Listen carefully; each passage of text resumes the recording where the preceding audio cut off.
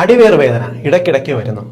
ഈ വേദന കാരണം ചിലപ്പോൾ ജോലിയിൽ കോൺസെൻട്രേറ്റ് ചെയ്യാൻ പറ്റത്തില്ല, ടോയ്ലറ്റിൽ പോകണോ മൂത്രം ഒഴിക്കാൻ പോകണോ എന്ത് പ്രശ്നമാണെന്ന് അറിയത്തില്ല. ഇടയ്ക്ക് വേദന വരുമ്പോൾ ഗ്യാസിന്റെ ഗുളി കഴിക്കുമ്പോൾ എന്തോ ഒരു ആശ്വാസം പോലെ ഫീൽ ചെയ്യും, പിന്നെയും ഈ പ്രോബ്ലം വരും. കൊച്ചുകുട്ടികൾക്കെല്ലാം അടിവേർ വേദന വന്നാലുള്ള അവസ്ഥ എന്താ? വീട്ടുകാർക്കും ആ കുടുംബത്തിന് ആകെ മനസ്സമാനം ഇല്ലാത്തൊരു സാഹചര്യം ഉണ്ടാവും. അടിവേർ വേദന എന്തുകൊണ്ട് ഉണ്ടാകുന്നു, പെട്ടെന്ന് വന്നാൽ എന്തൊക്കെ ചെയ്യണമെന്ന് പറഞ്ഞുതരാം.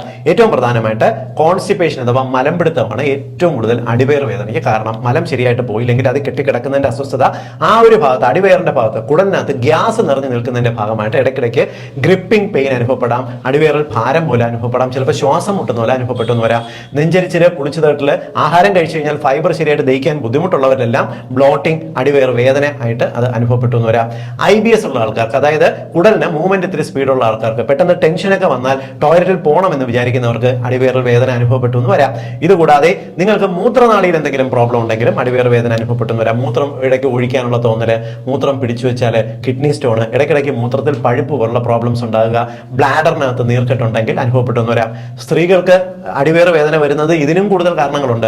യൂട്രസ് സംബന്ധമായിട്ടുള്ള വിഷയങ്ങൾ, പീരീഡ്സ് ആണെങ്കിൽ അടിവേറെ വിട്ടുമാറില്ല, പീരീഡ്സ് ആകാറാകുകയാണെങ്കിൽ അടിവേർ വേദന വന്നു എന്ന് വരാം.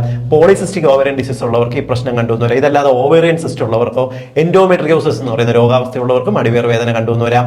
PID പോലെ, അതായത് അരക്കെട്ടിനകത്ത് നീർക്കെട്ട് വരുന്ന അവസ്ഥ, വെള്ളപോക്ക് പോലുള്ള അവസ്ഥകൾ ഉണ്ടെങ്കിലും അടിവേർ വേദന കണ്ടു എന്ന് വരാം. കൊച്ചുകുട്ടികൾക്ക് ഏറ്റവും കൂടുതൽ അടിവേർ വേദന ഉണ്ടാകുന്നതിന് കാരണം അവർക്ക് വാങ്ങിച്ചു കൊടുക്കുന്ന ജങ്ക് ഫുഡുകളാണ്. കൃത്യമായി ടോയ്ലറ്റിൽ പോകുന്ന ഏതെങ്കിലും ഒരു സമയത്ത് കുട്ടികൾ കക്കൂസിൽ പോയാൽ മതിയല്ലോ എന്ന് വിചാരിച്ചാലും അടിവേർ വേദന വന്നു എന്ന് വരാം.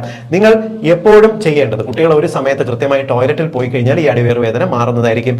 ബേക്കറി സാധനങ്ങൾ ആവശ്യമില്ലാതെ വാങ്ങിച്ചു കൊടുക്കരുത്, മധുരം ആവശ്യമില്ലാതെ വാങ്ങിച്ചു കൊടുക്കരുത്. എന്നാൽ ഇതെല്ലാം ചെയ്തിട്ടും കുട്ടികൾക്ക് അടിവേർ വേദന മാറുന്നില്ല എന്നുണ്ടെങ്കിൽ പലപ്പോഴും മൈഗ്രെയിൻ തലവേദന ടെൻഡൻസി ഉള്ള കുട്ടികൾക്ക് ഒരു 10 വയസ്സിന് താഴെ തലവേദന വരുന്നതിന് പകരം വയറുവേദനയായിട്ട് അത് പ്രസന്റ് ചെയ്യപ്പെടാം.